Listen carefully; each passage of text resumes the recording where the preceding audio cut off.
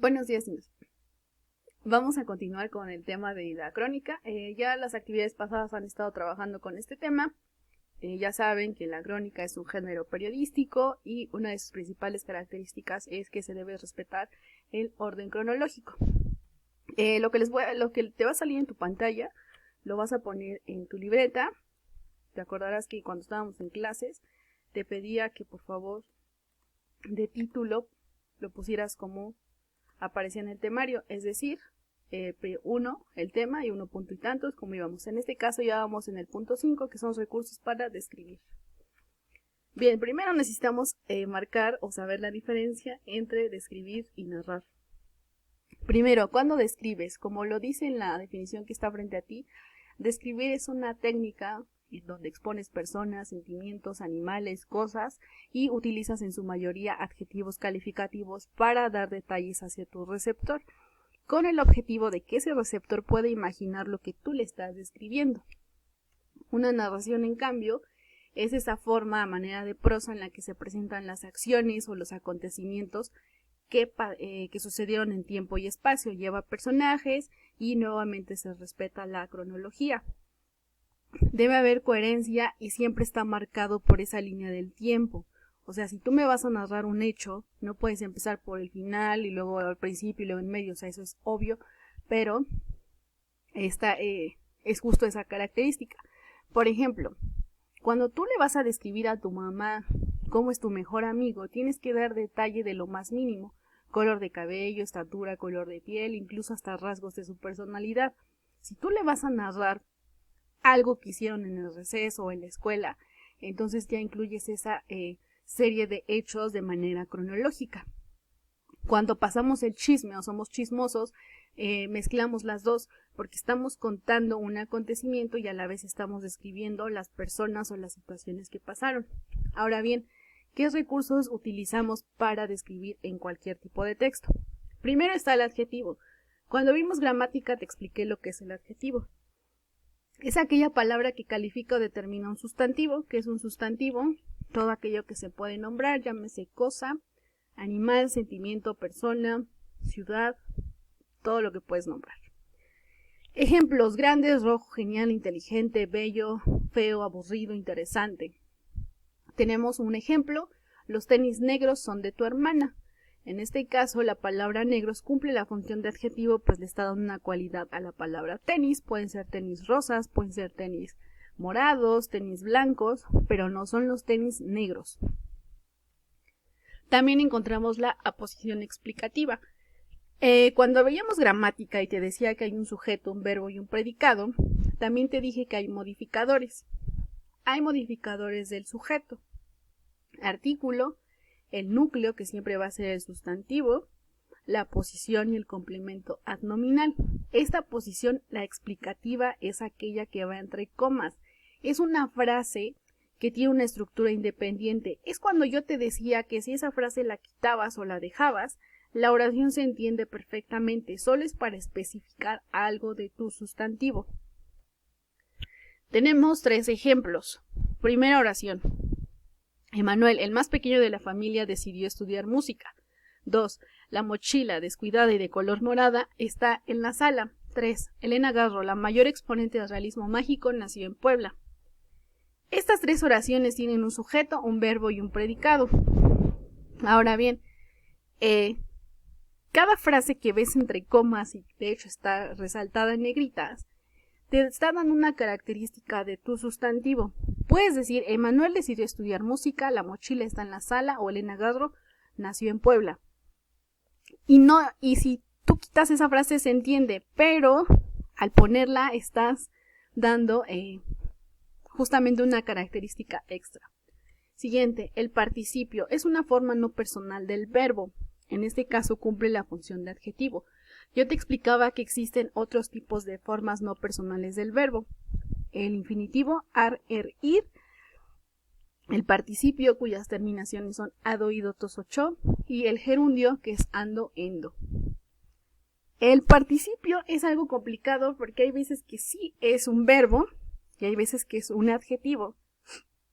Más adelante te pongo ejemplos para que puedas diferenciarlos. Primer ejemplo, la casa tomada es enorme. 2. Desayunamos pollo frito. 3. La ventana de la sala está abierta. Primer caso, la casa tomada.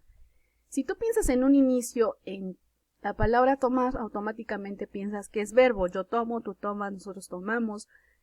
Tomé, tomaré, tomarás. Sin embargo, sigue el verbo es. La palabra aquí tomada cumple la función de adjetivo porque te está dando una cualidad de casa. No es cualquier casa, es la casa tomada. En el segundo caso, desayunamos pollo frito. Ahí sí es muy obvio que es un adjetivo. Porque es pollo frito, no es pollo asado, no es pollo enchilado, es frito. Es así, sí está muy obvia. Y finalmente la ventana de la sala está abierta. Cuando veas que hay en su mayoría verbos de ser o estar, lo que sigue después a fuerza va a ser un adjetivo. No va a ser lo mismo con el verbo haber, y eso lo vamos a ver más adelante. Y finalmente hay otro tipo de aposición, que es la especificativa. Esta siempre va a complementar a un sustantivo. Añade la información para diferenciarlo y aparece unida a fuerza a ese núcleo. Nunca la vas a encontrar entre comas. El ejemplo. El escritor mexicano Manuel Gutiérrez escribió uno de los poemas más representativos del modernismo. Mexicano, en este caso, es tu aposición especificativa. Parece un adjetivo cualquiera. Sin embargo, te está diciendo que es un escritor mexicano, no un escritor venezolano, no argentino, no alemán. O sea, es mexicano. Y esa posición te da la clave para diferenciar a tu sustantivo escritor de todo lo demás. En tu libro, en la página 195, el inciso 2, vienen justamente 4 oraciones que debes de identificar de acuerdo a estos recursos. Y un ejemplo dice, el artista expresionista Edvard representó su angustia en el grito. Ahí está subrayada la palabra expresionista. Ese también es un ejemplo de aposición especificativa, puesto que es un artista expresionista, no es plástico, no es cubista, no es otra manera, es eso. Ahora bien, los ejemplos que te mencionaba, tenemos acá 3 oraciones. 1. Cuando volví de mi intercambio, la planta estaba muerta. 2. Cuando me avisaron que iban a cenar, yo ya había vuelto a casa. Y 3. Cuando no usan la lancha, la dejan cubierta para que no se estropee. En la primera oración tenemos 2 verbos.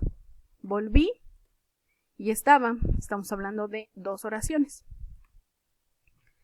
El participio es muerta. Morir, por obvias razones, es un verbo. Sin embargo, esta palabra le está dando una cualidad a planta. ¿Cómo estaba la planta? Muerta. Cuando tú haces esa pregunta al verbo, el cómo, si te acordarás, se convierte en un complemento circunstancial de modo. Si tu participio es un complemento circunstancial de modo, es decir, que le preguntas cómo más verbo, es seguramente un adjetivo. Segundo ejemplo, cuando me avisaron que iban a cenar, yo ya había vuelto a casa. Participio, vuelto. Aquí es una perífrasis verbal. La pista es esa. Siempre que esté después del verbo haber, como aquí, va a ser a fuerza una perífrasis verbal. Y finalmente, cuando no usan la lancha, la dejan cubierta para que no se estropee. Verbo principal es dejan. Ahí está subrayado. Y la palabra que sigue es cubierta. ¿Cómo dejan a la lancha? Nuevamente cubierta. Entonces, esto otra vez se vuelve automáticamente en un complemento circunstancial de modo.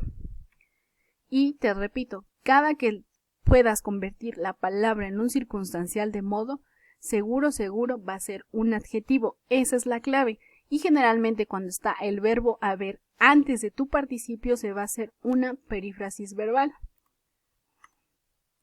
Ahora, lo que vas a hacer de actividad para esta primera hora es resolver los 4 recuadros que vienen en la 195, el segundo punto, inciso A. Vas a unir, por ejemplo, viene el adjetivo, ya pones que es el ejemplo B o el C, no sé.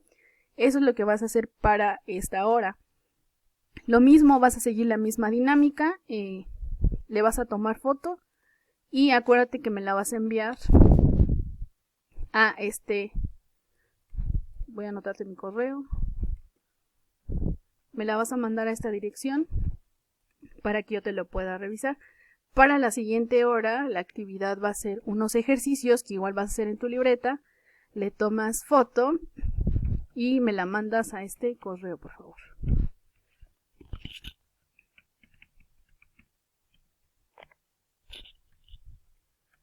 Todo con minúsculas.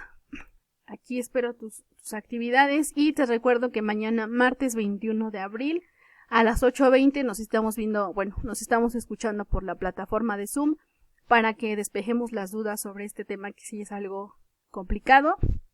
Sin más, es todo por este momento. Muchas gracias y nos estamos viendo. Adiós, chicos. Excelente día.